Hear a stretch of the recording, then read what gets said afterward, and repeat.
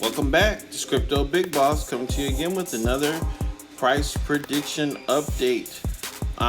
It's more of a performance update, but when we look at Kadena, it looks like our Magic Crypto Portfolio tool that we created earlier this year is recommending a hold. So we've got another video on this channel talking about Kadena. I invite you guys to go ahead and take a look at that. We dive right into it, talk about what's going on with it. Check it out.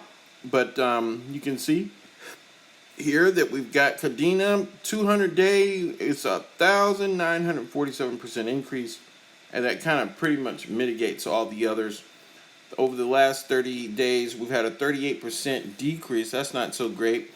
But in the last week, we've had a 9.5% increase, and we're kind of on the fence in the last 24 hours.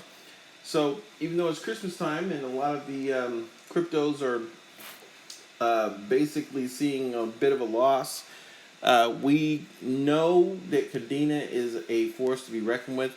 It's definitely something you might want to have in your portfolio. Check out our video on this channel, and hopefully you found this information timely. Hope you guys are enjoying the Christmas season. Pass this on to your friends. If you're not a subscriber, like, subscribe, and share. And we'll catch you